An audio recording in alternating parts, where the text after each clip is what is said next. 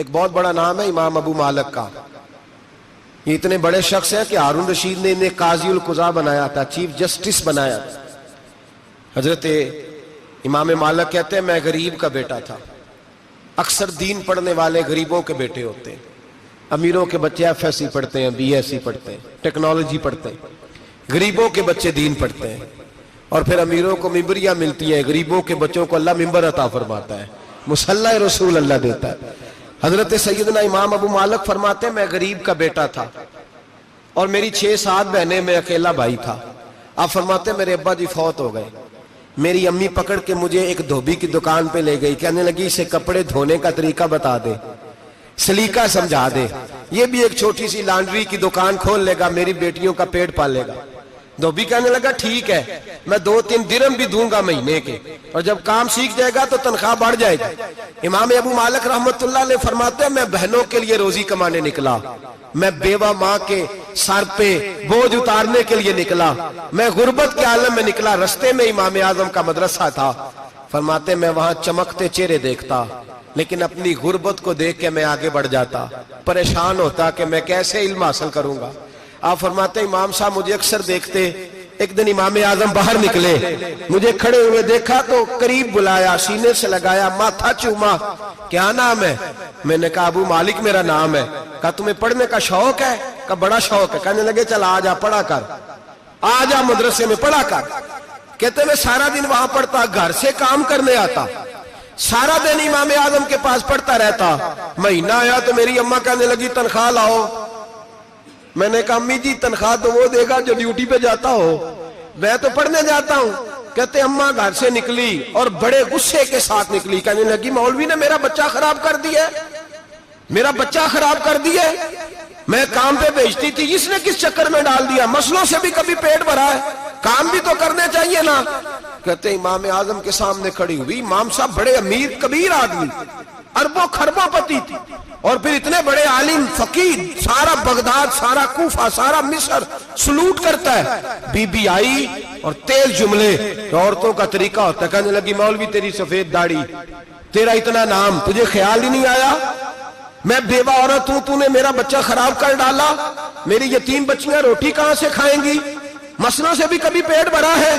کہتی اتنے سخت جملے کہے, پر قربان جاؤ امام اعظم سنتے رہے اور مسکراتے رہے.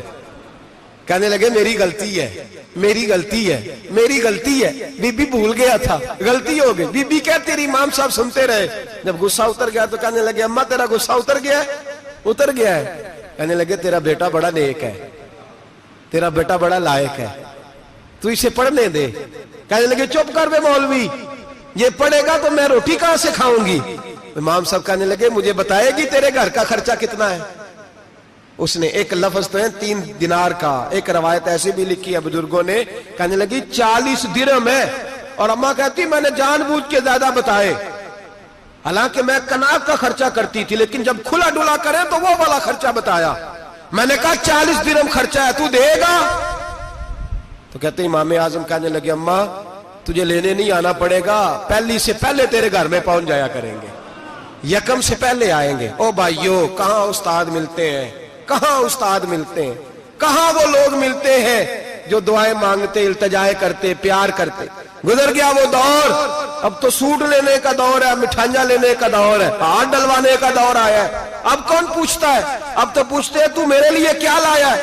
حضرت سیدنا امام اعظم ابو حنیفہ رحمت اللہ علیہ 1 دن نہیں, 2 دن نہیں, 4 دن نہیں, 5 مہینے نہیں, 20 سال تک, کہنا آسان, بولنا آسان, سننا آسان, 20 سال تک امام ابو مالک کے گھر میں خرچہ دیتے رہے, وہ پڑھتے رہے. اماں کہنے لگی تو میرے بیٹے کو لگا تو لیا ہے, تو پڑھ کے بنے گا کیا. حضرت امام اعظم فرمانے لگے بادشاہوں کے تخت پر بیٹھ کر بادشاہوں کے ساتھ کھانے کھایا کرے گا, ان کے ساتھ بیٹھ کے حلوہ کھائے گا, وقت آئے گا تو دیکھے گی. کہتے ہیں میرے امام انتقال کر گئے, وقت بیت گیا. ہارون رشید نے مجھے بلایا بغداد میں اور کہا میں آپ کو چیف جسٹس بنانے لگا ہوں. کہتے ہیں میں خوشی سے سجدے کرنے لگا, میں چیف جسٹس بنا. میں نے اپنی اماں کو خط لکھا کہ اماں بغداد آ جا, تیرے بیٹے کو اللہ نے بڑی شان عطا کر دی ہے. فرماتے ہیں ہارون رشید کی بیوی بڑی औलिया की उलमा की बड़ी फरमा बरदार थी, मोहब्बत करने वाली थी। उसने हलवा बना के भेजा, खाना बना के भेजा। हारून रशीद तख्त पे बैठ के खाने लगा तो कहने लगा इमाम साहब आप भी यहीं आ जाए मेरे साथ। कहते एक कोने में वो बैठ गया, एक में मैं बैठ गया, बीच में खाना रख लिया। इतनी देर में मेरी अम्मा भी पहुंच गई। 2 लुकमे खाए थे कि अम्मा आ गई। जब अम्मा ने मुझे तख्त पे बैठे देखा, एक यतीम, एक लवारस, एक बिन बाप का बच्चा, वो कल तक जो बहनों के लिए 4 दिनार नहीं ला सकता था, तख्त पे बैठ के जब रोटी खाते देखा तो अम्मा तड़प गई, रोई, चीखें मारी। मैंने कहा अम्मा क्या हुआ?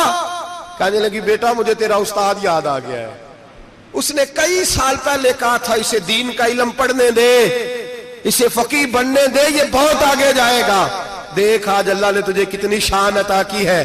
कहा बेटा ये कमाल तेरा नहीं, ये इमाम आजम अबू हनीफा का कमाल है, ये उनका कमाल है जिन्होंने तुम्हें यहां तक पहुंचाया। मेरे भाई अपनी पूरी जिंदगी हजरत इमाम आजम अबू हनीफा ने। आज तो असातिज़ा किराम, असातिज़ा, मुझसे एक टीचर कहने लगे हजरत जी दिल नहीं लगता, बेसुकूनी सी है, कुछ बतलाएं। तो मैंने कहा क्लास में कोई यतीम बच्चा ढूंढ ले, कोई लावारस बच्चा ढूंढे, उसकी वर्दी अपने जिम्मे ले लें, किताबें अपने जिम्मे ले लें, उसका खर्चा अपने जिम्मे ले लें, रोज जेब में टाफियां डाल के जाया करे कि गरीब को देनी है। पर मैं 2 महीने ये वाला वजीफा भी पढ़ के देखे, अल्लाह आपको सुकून अता करेगा। ये भी कहने लगे बड़ी ठंडक हुई है, बड़ा सुकून मिला है, बड़ी ताबेदारी। मैंने कहा आप लफ्जों से सुकून चाहते हैं, वो लोग खिदमत करके सुकून लेते।